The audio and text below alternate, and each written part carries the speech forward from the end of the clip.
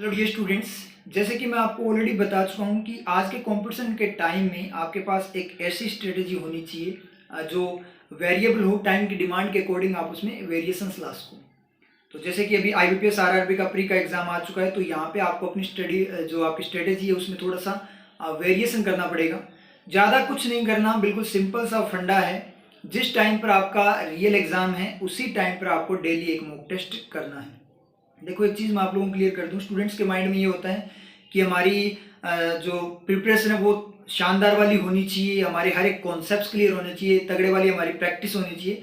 Only यही factor नहीं है जिससे आपका सिलेक्शन हो, अदर भी बहुत सारे फैक्टर्स होते हैं जिसको मोस्टली स्टूडेंट्स क्या करते हैं, इग्नोर करते हैं। तभी तो क्या होता है कि एक स्टूडेंट ऐसा है जिसकी बहुत अच्छे वाली तैयारी है और बहुत शानदार वाले उसके कॉन्सेप्ट क्लियर है, फिर भी उसका सिलेक्शन नहीं होता। वो बोलता है कि सर मेरी बहुत तगड़े वाली प्रैक्टिस थी, मैं मतलब सारे के सारे कॉन्सेप्ट्स मेरे क्लियर थे, जो मॉक टेस्ट वगैरह थे उनमें मार्क्स भी मेरे बहुत अच्छे वाले आ रहे थे, रेगुलर वे में मेरी कट ऑफ क्लियर हो रही थी, लेकिन मेरा एग्जाम में सिलेक्शन नहीं हुआ। सर इसका रीज़न क्या है? तो ये छोटी छोटी चीज़ें लगती है जो आपको ये रियल में बहुत ज़्यादा क्रूशियल चीज़ें होती है, बहुत बड़ा रोल प्ले करती है। तो इन चीज़ों को आप इग्नोर कर देते हो। जैसे कि एग्जाम्पल के फॉर्म में मैं बात करूँ कि कोई स्टूडेंट है जिसका अर्ली मॉर्निंग जो उसकी शिफ्ट है एग्ज़ाम की, और उस टाइम पे वो रेस्ट करता है या लेट उठता है, रात भर स्टडी करता है, या फिर दोपहर के टाइम पे जिस टाइम पे वो रेस्ट करता है उस टाइम पे उसकी शिफ्ट आ गई और उसने इस वे में इग्नोर कर दिया। क्योंकि लास्ट मोमेंट पे स्टूडेंट क्या करता है, ज़्यादा से ज़्यादा प्रैक्टिस प्रैक्टिस प्रैक्टिस, बस प्रैक्टिस करो, जी जान से प्रैक्टिस करो।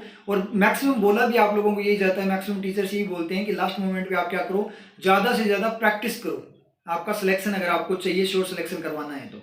लेकिन ये रियल नहीं है, ठीक है, ऑथेंटिक चीज़ नहीं है। क्योंकि जिस टाइम पे आप रेस्ट करते हो उस टाइम पे आप एग्जाम दे रहे हो, तो आप किस तरीके से आपका माइंड 100% पे वर्क करेगा, तो आप किस तरीके से आपकी जो अब तक की जो मेहनत है, जो आपकी प्रिपरेशन, उसको आप कैसे यूटिलाइज कर पाओगे? आप सही से यूटिलाइज नहीं कर पाओगे और यही सबसे बड़ा कारण बनता है आपके फेल्यूर का।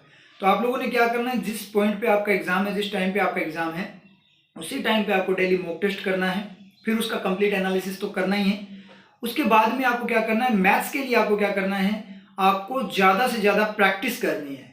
मतलब रजिस्टर भरने हैं, आप एक टाइप से पेज भरने हैं, ये मान लीजिए आप कैलकुलेशंस करनी है, ज़्यादा से ज़्यादा कैलकुलेशन करनी है। क्योंकि एक चीज़ मैं आपको क्लियरली बोल दूं कि शॉर्ट ट्रिक वगैरह आप करते हो, रटते हो, जो भी करते हो, लेकिन एग्जाम में, रियल एग्जाम होता है ना, वहाँ पे इतनी शॉर्ट ट्रिक काम नहीं करती, वहाँ पे आपकी प्रैक्टिस ही काम करती है। तो ज़्यादा से ज़्यादा कैलकुलेशन करनी है ताकि अपने हाथ क्या हो जाए, थोड़े खुल जाए, स्पीड बन जाए।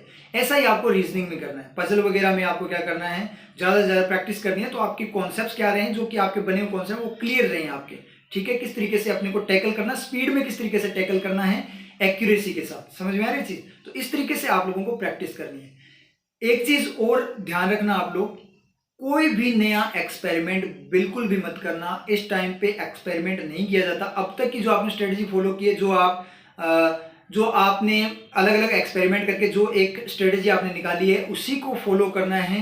अब किसी की बातों मत आना, किसी से मत पूछना कि इस टाइम पे तू क्या स्ट्रेटजी फॉलो कर रहा है, क्योंकि हर एक पर्सन की खुद की स्ट्रेटजी होती है और खुद की स्ट्रेटजी ही मोस्ट इंपॉर्टेंट होती है। तो ये भूल मत करना आप, ठीक है। अदरवाइज रिजल्ट आपको मिल जाएगा जिस तरीके से हर बार मिलता है, ठीक है। आपको करना क्या है, जो अब तक की आपकी स्ट्रेटेजीज को आप फॉलो कर रहे हो उसी पे फोकस्ड रहना है और उसी पे आपको प्रैक्टिस करनी है। समझ में क्लियर आप लोगों के?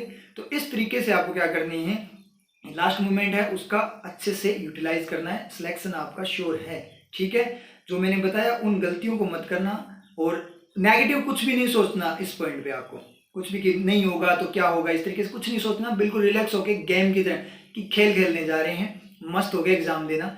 कुछ भी मत सोचना कि नहीं हुआ तो क्या होगा, हो गया तो क्या होगा, कुछ भी नहीं सोचना। बस ये है कि वो 45 मिनट्स है, उसमें सिर्फ और सिर्फ उस एग्जाम को टाइम देना है, उसके साथ ऑनेस्टी दिखानी है, तो वो आपके साथ ऑनेस्टी दिखाएगा। सिर्फ अपने को क्या करना, वहां जाकर डायरेक्ट अपने को क्या करना है, जो अपने कॉन्सेप्ट है उनको वहां पे इंप्लीमेंट करना है, पेपर फोड़ना है, और उसके अलावा कुछ ही मत सोचना। और इस चीज की जो प्रैक्टिस है वो अभी से कर लेना, एग्जाम में नहीं होगा, वहां पे दिमाग टेढ़ा मेढ़ा चलेगा, ठीक है। इसलिए अभी से प्रैक्टिस करो, माइंड को कंट्रोल करने की कोशिश करो, माइंड को अपना स्टेबल बनाओ। अगर आपको कोई और भी डाउट हो एग्जाम से रिलेटेड तो आप बेझिझक कमेंट सेक्शन में पूछ सकते हैं, आपका डाउट 100% क्लियर होगा।